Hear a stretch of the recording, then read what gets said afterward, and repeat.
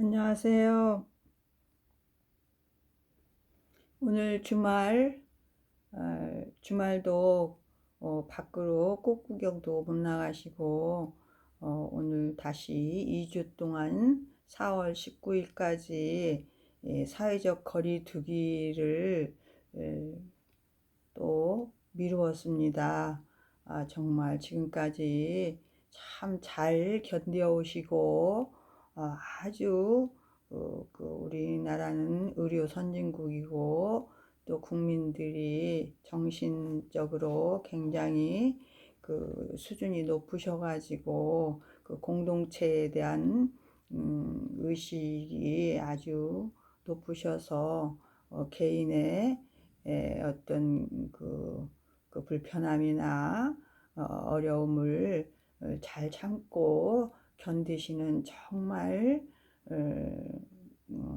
우리나라 국민들 이번 기회에 서로 다 장하시다라는 그런 마음으로 나도 참 장한 사람이구나, 장한 국민이고 참 장한 사람이구나, 존재이구나 하는 것을 재확인하는 그런 때인 것 같습니다.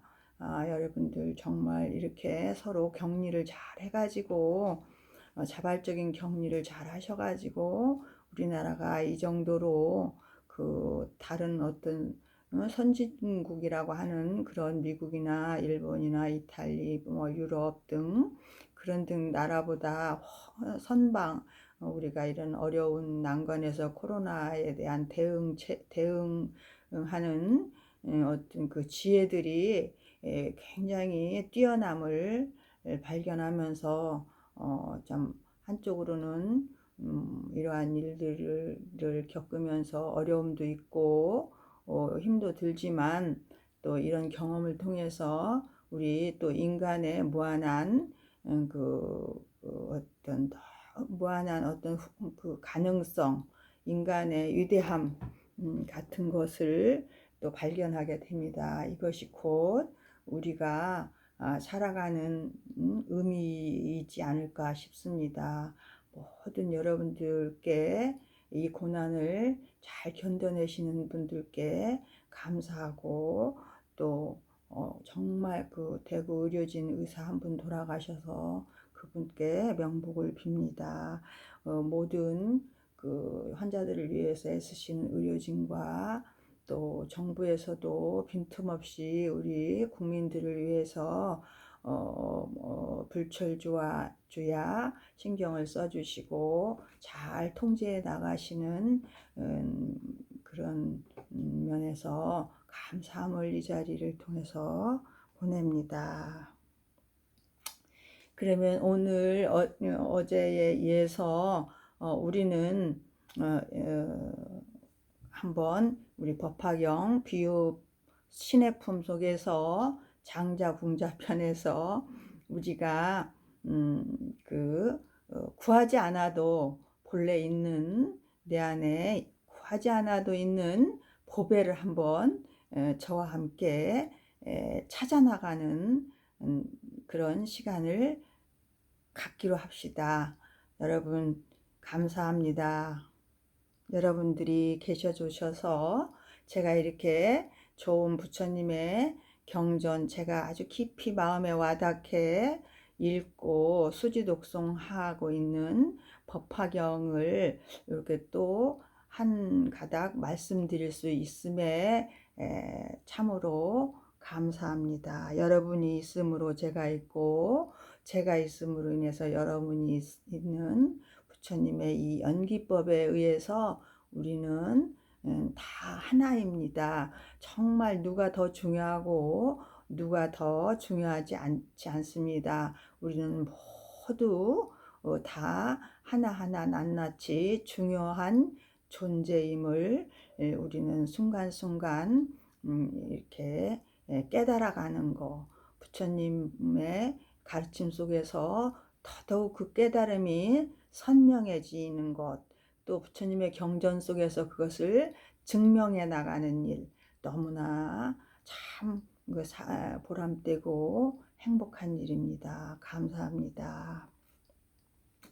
그래서 궁자가 저기 어느 장자의 한 아들이 이제 여기서 이제 앞에서 어제 얘기했듯이 수보리가 부처님께서 이런 큰 법을 설하셨는데도 불구하고 왜 그러냐면 이제 보니 제가 어제 좀 설명이 좀 부족했는데 20년 만에 이게 설한 게 아니라 이제 법화경은 마지막 8년에 설했다고 하거든요. 금강경을 22년 동안 설하시고 그 다음에 이제 맨 마지막에 법화 열반을 설했다는데 열반경은 돌아가시니 한 주야 하루낮 하루밤에 설하셨기 때문에 거의 8년 동안 법화경을 설하셨다라고 이제 교상 판석에 나오고 우리들이 판석에서 하고 있는 말들이거든요. 근데 이제 말하자면 45년간 설하셨다면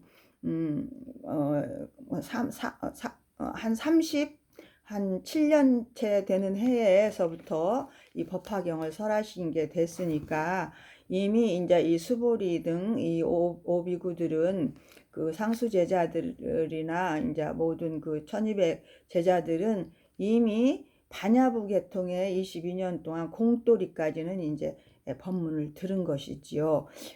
사성제 12인연만 들은 게 아니라 공돌이까지 들었기 때문에 이제 모든 것은 다 이 앞에서 말했듯이 형상이 없으며 실상의 세계는 인연의 조작을 넘어선 상주불변의 존재이다 하는 따위의 생각에만 사로잡혔을 뿐 보살의 법은 이제 보살이라는 말이 나오기 시작하면 이제 대승법으로 들어가는 거거든요. 보살의 법과 신통의 즐거움과 부처님 국토를 깨끗이 함과 중생을 성취시키는 일에는 마음에 즐거워하지 않았나이다 이렇게 말을 하거든요. 이제 여기까지는 어제 내가 설명드렸고 또 이제 결국에는 지금 그래서 부처님께 이 법문을 이유 없이 놓고 바른 깨달음을 성취하도록 설하시는 것을 보았으나 이 부분이 바로 그거죠.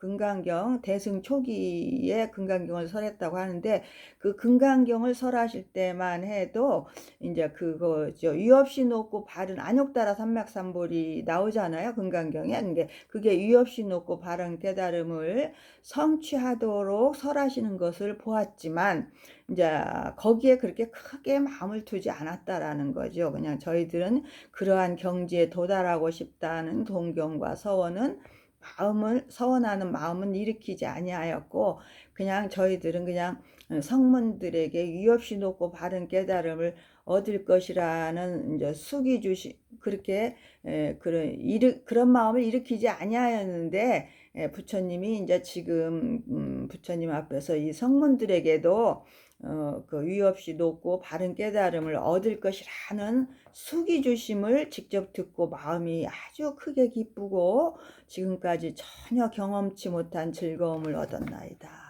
지금 뜻밖의 아주 드문 법을 이게 아주 드문 법이죠. 이게 법화경은 아주 불교의 가장 최고의 대승적인 자비사상, 동체대비사상을 말씀하시고 계신 거거든요.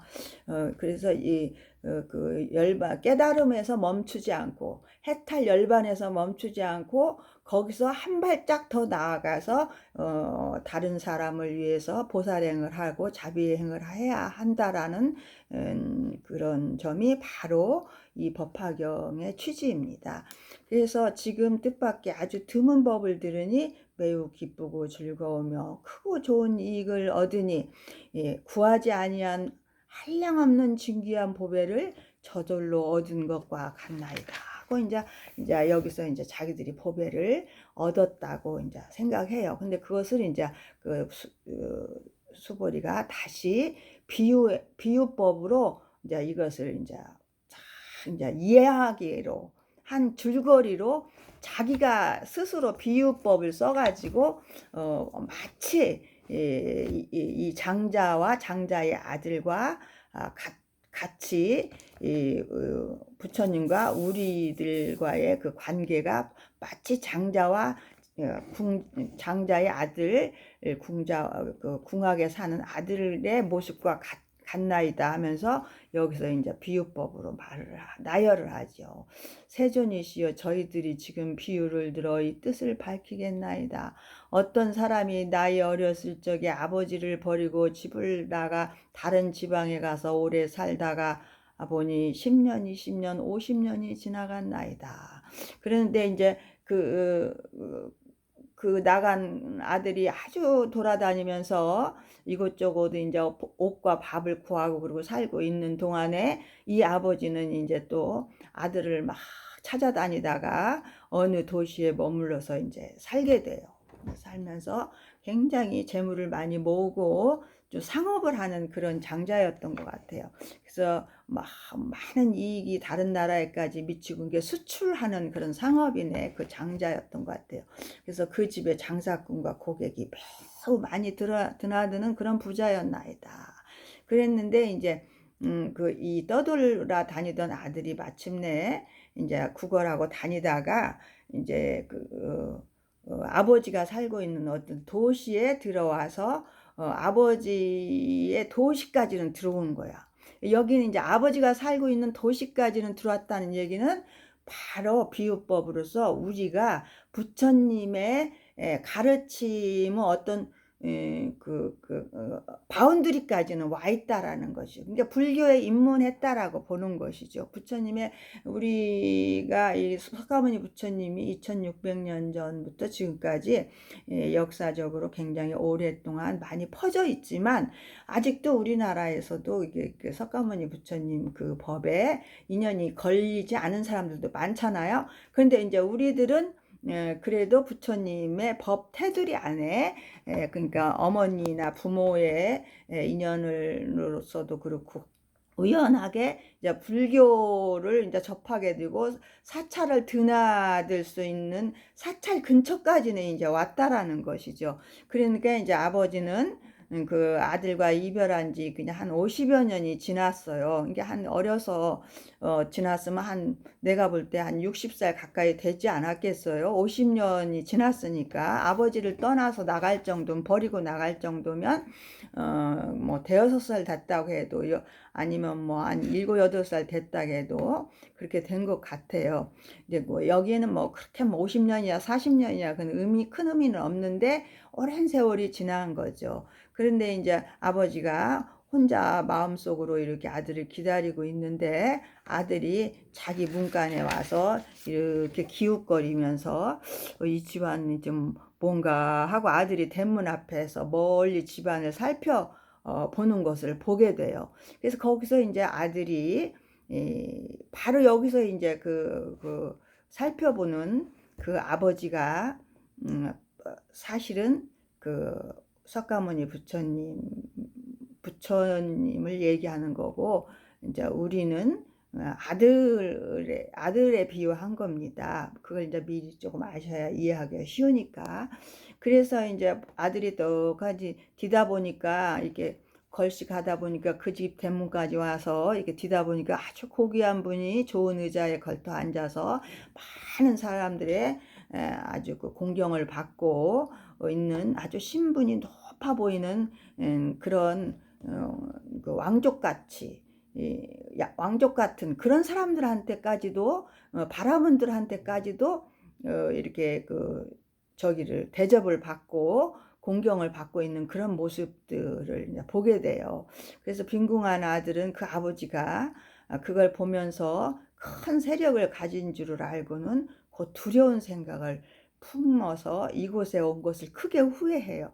그러니까 이제 부처님법에 대한 어떤 믿음이 생기지 않고 두려움을 내는 우리들이 부처님이 이제 너희들은 깨달음을 얻을 수 있느니라 너에게도 부처의 성품이 있느니라 나와 똑같은 불성이 있느니라 이렇게 말을 했음에도 불구하고 우리가 4, 50년 부처님의 법을 듣고 절에 가까이 다니고 법문을 듣고 살았음에도 불구하고 우리들은 내가 어떻게 부처님의 성품이 있어, 그것은 가당치도 않은 일이야 하고 불성을 믿지 않고 의심하는 것이 바로 이 아들이 아버지의 문간에서 아버지를 보면서 두려워하고 그것을 나도 저렇게 저분처럼 좀 이렇게 큰 사람이 되고 싶다라는 그 마음도 내지 못하고 난 아예 그냥 거지다, 아니 얻어먹는 가난한 자로 사는 것이 나의 신분이다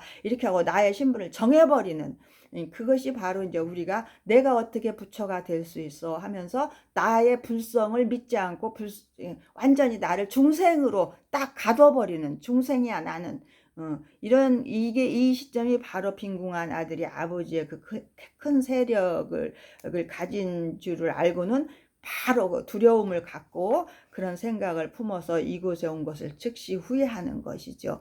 그래서 이제 저분은 틀림없이 왕이거나 혹은 왕족일 것이다 라면서 이제 내가 나를 잡아서 강제로 일을 시킬지도 모르겠구나 하고는 빨리 달아나요. 그러니까 아버지가 얼른 거기서 자기의 아들임을 알고 두 사람을 보내서 보내가지고 그 아들을 잡아오게 하니까 그 아들이 거기서 놀래 자빠져 가지고 정말 나를 데려다가 어떻게 할지 모르겠구나 하고 쓰러져 버려요. 그냥 기절해 버려요. 굉장히 굉장히 소심한 마음이라 거기에 다가가지도 못하고 나를 이렇게 끌어가려고 하는 그 방편으로 두 사람이 와서 자기를 붙들어 가는데 거기서 기절해 버려요. 근데 여기서 말하는 상징적인 두 사람은 성문과 영각으로 저는 받아들여집니다. 부처님이 처음에 그러니까 한 37년간은 성문영각법을 그러니까 한 20년은 성문영각법으로 계속 설하시잖아요.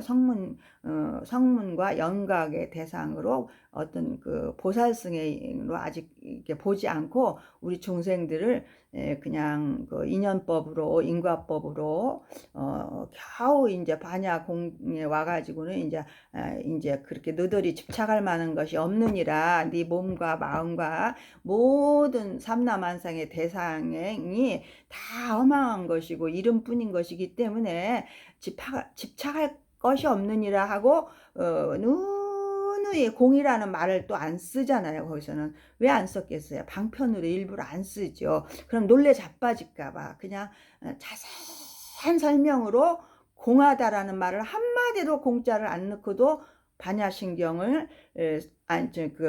금강경을 설했다는 것이 바로 그 아주 기가 막힌 경이거든요. 공돌이를 설명하면서도 공자는 하나도 쓰지 않고 아주 자세하게 설명하는 거거든요. 우리가 어떤 있는 형상적인 것에 머물러서 집착해서 있다라고 고집하고 고통받는 그 부분을 띄워주기 위해서 이제 한 단계 높여서 그 공돌이를 22년간 설하시거든요. 그런데 이제 그렇게 했음에도 거기서도 눈치를 못 채고 이 사람이 놀래 자빠지는 이유는 그 22년간 공돌이를 설해 주시는데도 이 1250인 대표적인 오비구 수보리 장로 수보리 정도 돼도 그것에 마음을 두고 부처님의 설하시는 그 참뜻을 알려고 하지 않았다라는 것이죠. 근데 참 정말 그러면서 이제 이제 부처님이 이제 그래서 방편을 써요. 두 사람을 보내서 너희들도 나랑 같이 가서 일을 하자. 품삯을 좀 많이 준다. 무슨 일을 하냐면 걸음을 치우고 그냥 그렇게 허드렛 일이나 하는 일이다. 그러니까 가자. 그래서 달래서 이제 그 사람을, 기절한 사람을 이제 그냥 놔줬다가 도로 나가서 이렇게 또 빌어먹고 있는데 가가지고 두 사람을 보내서 붙들어 이제 그렇게 유인해서 데리고 와서 걸음을 치고 이제 그렇게 살게 돼요. 그 두 사람을 따라서 일을 하는 아들을 보게 돼요. 그래서 이 장자가 그걸 보면서 얼마나 불쌍하겠어요. 하나밖에 없는 아들이고 어려서 나간 아들인데 너무 그 불쌍하고 안타깝게 생각해서 이제 결국에는 그 장자 아버지가 자기의 그 잘 입던 장신구 모든 그런 것들을 다 떼어버리고 그 좋은 의복 이런 걸 다 떼어버리고 일복으로 갈아입고 연장 하나를 들고 이 아들한테 다가가서 이제 흙과 먼지를 몸에 이제 좀 바르고 손에 막 청소 도구를 들고 가서는 넌지시 그 빈궁한 아들에게 다가가서 말했죠. 이 사람아, 너는 다른 데로 가지 말라. 그건 이제 그렇게 당부하죠. 이제 여기까지 왔으니 항상 여기에서 일을 하여라. 그러면 품삯도 올려주고 그릇과 쌀, 밀가루, 소금, 장 등 이제 다 내가 어려움 없이 어려워하지 말고 말해라. 내가 무엇이든지 대주마. 이렇게 말을 해요. 이것이 바로 이제 부처님께서 우리에게 그 해탈까지를 인도해 주시는 거죠. 뭐든지 소금 장할 것이 기초적인 밀가루니 쌀이니 기초적인 거 다 어려움 없이 줄 것이고 품삯도 다 올려줄 것이니까 너는 안심하고 여기서 살고 어디 갈 생각은 하지 말아라. 이제 여기까지 이제 금강경까지 유두에 두르는 거예요. 그러니까 더 이상 이제 네가 그렇게 미천하다고 생각하고 구걸하고 다니고 그렇게 살지 말아라. 이렇게 말씀하시는 단계가 바로 여기서는 이 단계예요.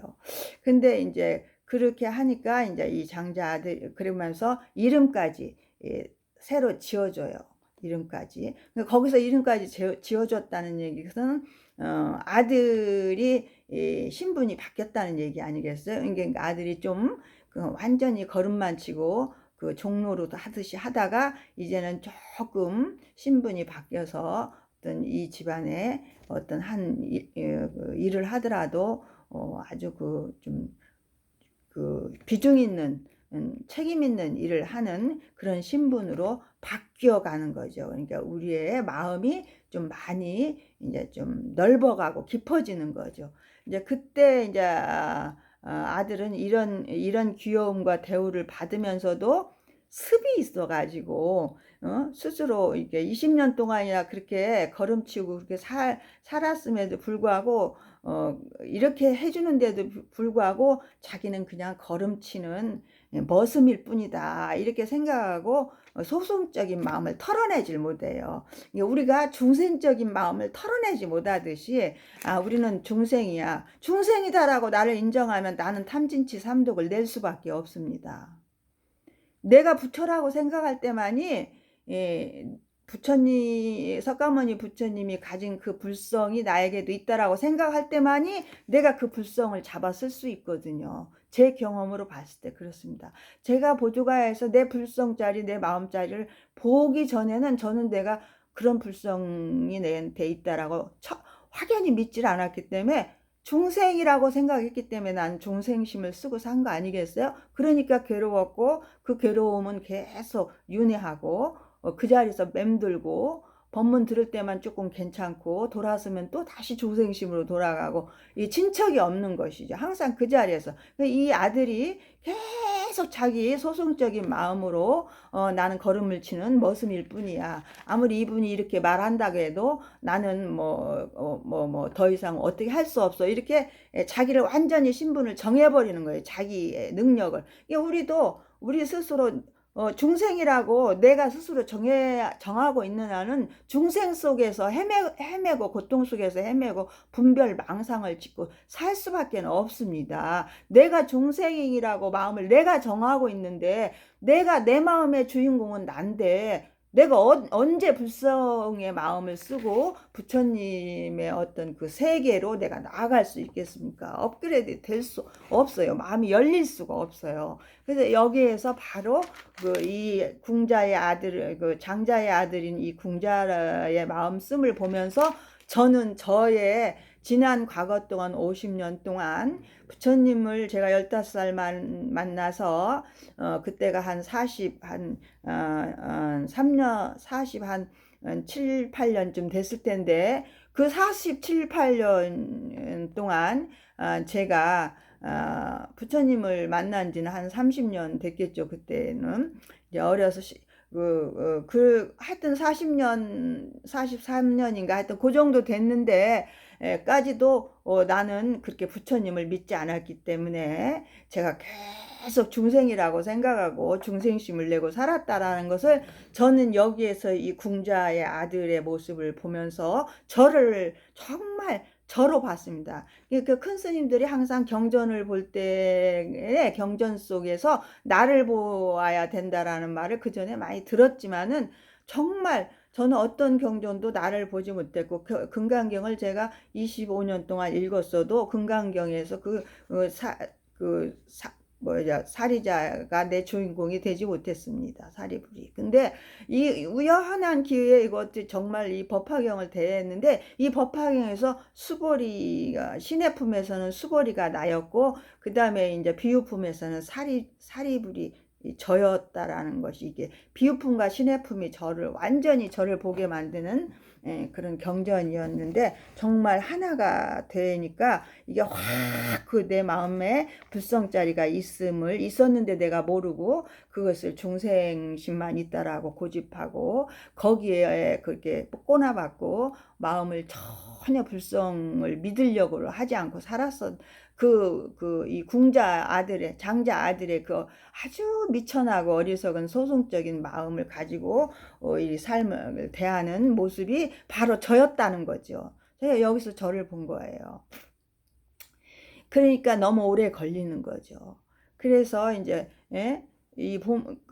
그래가지고는 이제 점점 이제 아들이 이렇게 그렇게 하게 해가지고 이름도 지어지고 이렇게 하게 해서 이제 이 분이 장자라는 분이 이제 이 아들에게 나에게는 지금 금은보배가 많이 있으니까 네가 좀 보물들을 잘 지키고 허비하지 말고 잃지 않도록 해라 하면서 이제 또 창고 키까지 주면서 이제 보물들을 관리하게 해요. 이제 여기가 이제 바로 이제 조금 이 아들이 그 창고 키를 받았다라는 것은 약간 이제 정말 불성의 어떤 그 입구까지 자기 마음을 볼 수 있는 입구까지 온 거죠. 이게 저도 제 마음의 불성을 믿기까지가 굉장히 오래 걸렸는데 그 보드가야를 들어가는 그 시점이 저는 그 창고의 키를 받은 거나 마찬가지죠.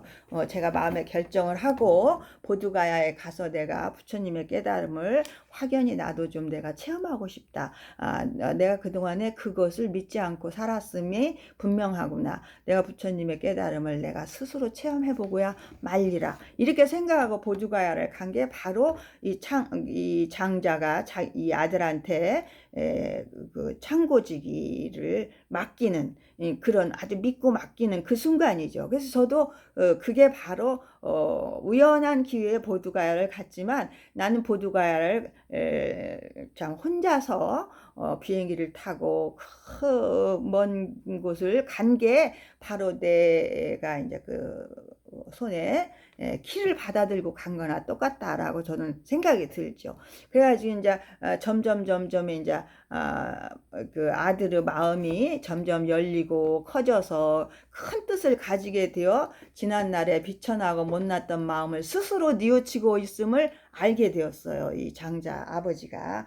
그러니까 이제 제가 거기서 한 52일 동안 정말 번뇌망상 내려놓고 아주 몸에 마음이 딱 붙어가지고 힘드니까 맑아진 상태로 절을 하고 있으니까 저는 마음이 완전히 비워지고 넓어진 거죠. 텅 비고 나라는 상도 없어지고 내가 누군지도 모르겠고 그냥 일어났다 엎어졌다 일어났다 엎어졌다 일어나는 이 몸과 마음이 하나 돼서 내가 누군지도 모르겠고 완전히 넉다운된 상태에서 그냥 어떻게 엎어져야 되는가 어떻게 일어나야 되는가 그 생각 외에는 아무것도 없는 상태에서 내가 마음에서 이 번뇌가 확 올라오는 한 생각을 보면서 제가 그 한 자리가 바로 부처의 자리임을 알게 됐거든요. 근데 그것이 이제 바로 부처님이 여기서 장자가 모든 사람을,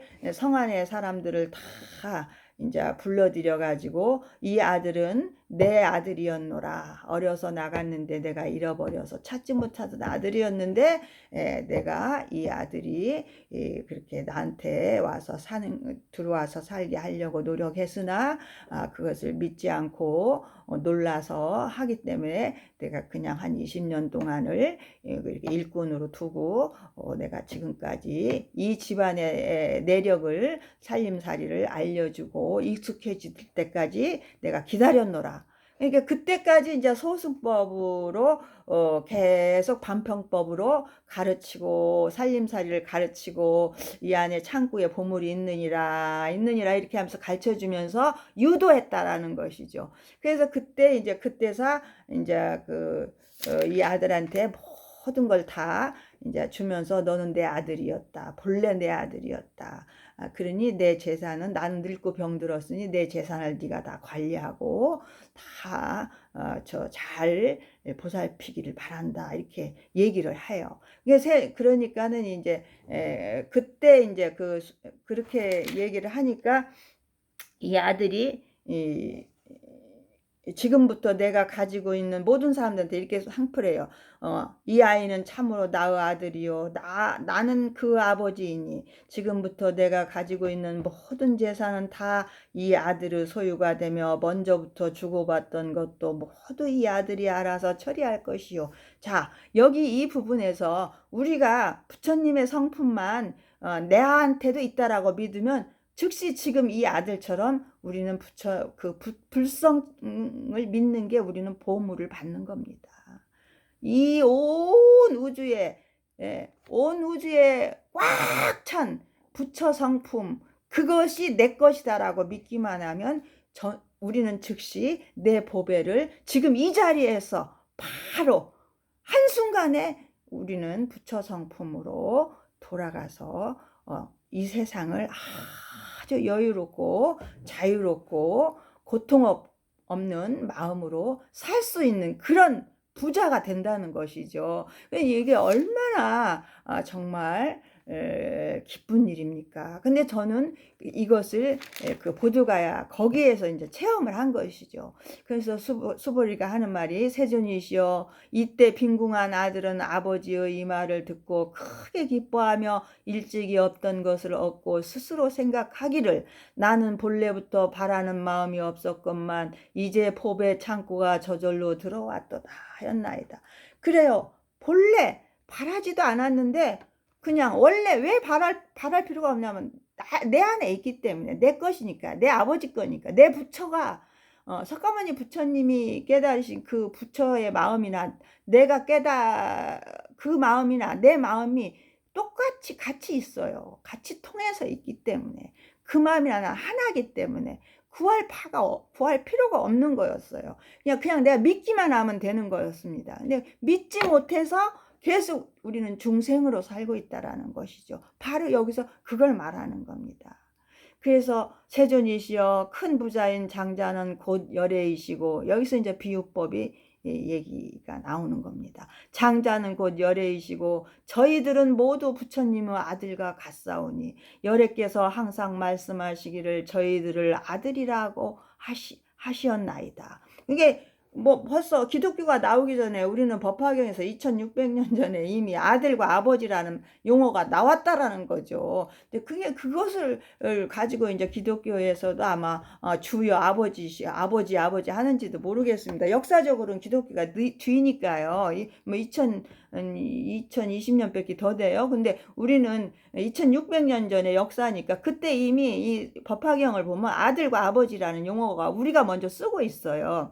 세존이시여, 저희들이 세 가지의 괴로움 때문에, 세 가지 괴로움은 고고, 괴고, 행고라고 있는데, 태어나자마자 이제 태어나는 근본 고고, 생명이 태어났으니까, 일단 물질로 된 몸뚱이가 태어났으니까 고통은 있는 거잖아요. 늙고 병들고 하는 어떤 일어나는 현상 속에서 넘어져서 다쳐도 고통인 거니까. 그리고 이제 무너지는 괴고, 이렇게 늙어가는 계고 계속 우리는 순간순간 늙습니다. 우리는 뭐 10년 단위로 1년 단위로 늙는 게 아니에요. 순간순간 어제와 오늘 내가 다르고 세포도 뭐 20일 21일만 지나도 싹 다 바뀝니다. 그 28일이면 전체가 다 바뀌어서 그 여성 주기가 한 달에 한 번씩 생리 주기가 28일이잖아요. 그게 바로 모든 게 다 바뀌어서 그게 일어나는 현상이거든요.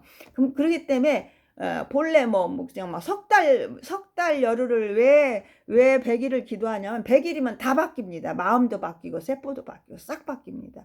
그런데 가장 기본적인 게 제가 제 경험으로 봐서는 49일 제가 왜 지내냐면 49일이 지나면 확 업이 바뀝니다. 그래서 기도도 49일을 제가 52일째 그 보드가에서 확 바뀌는 걸 봤거든요. 완전히 바뀌면 마음이 바뀌면 몸이 바뀝니다. 그게 업이 바뀌는 거예요. 의식이 바뀌니까.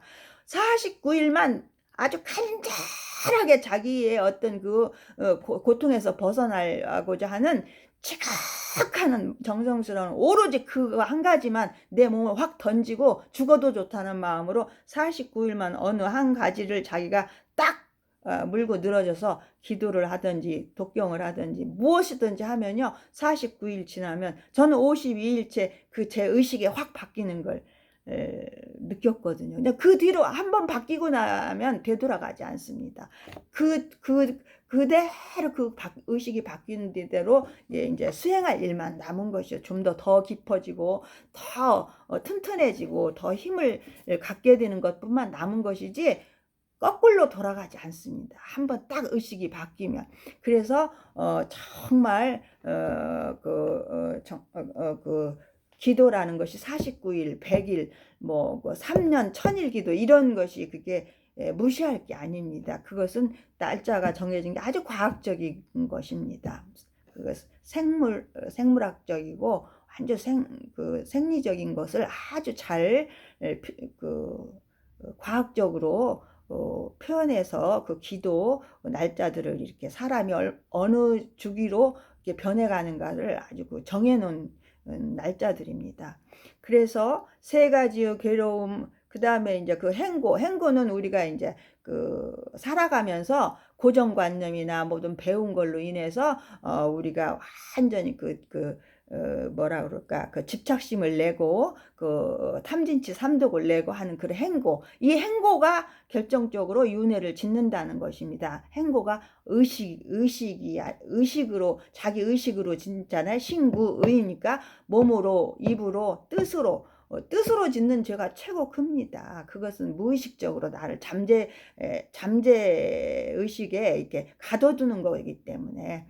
그래서 저희들이 세 가지의 괴로움 때문에 나고 죽는 가운데서 모든 고통을 받으면서도 미혹하고 아는 것이 없어 소승법을 좋아하였나이다. 이게 소승법이라고 하는 것은 바로 이제 여기서 말하는 소승법은 저는 우리의 중생심을 말한다라고 저는 생각합니다. 인과에 걸려 있고 인과를 짓고 윤회한다라고 거기에 우리가 매여 있고 이게 어떤 무자성의 부처님의 연기법으로 연기중도 사상의 무자성으로 보면 인과를 지을 곳도 없고 윤회할 곳도 없는데 그것만 믿기만 하면 내 불성만 믿기만 하고 그렇게만 살아가면 내가 인과를 지을 일도 없고 윤회할 일도 없는데 내가 그걸 믿지 않고 자꾸 어떤 현상적인 데 매여서 인과에 매여서 사니까 인과도 다시 일어나는 것이고 윤회도 일어나는 것이거든요. 그러니까 그게 바로 중생의 생활이잖아요. 그 중생심을 좋아하고 거기에 머물러 있었나이다. 그래서 시간이 다 돼가네. 오늘날 이제 그래서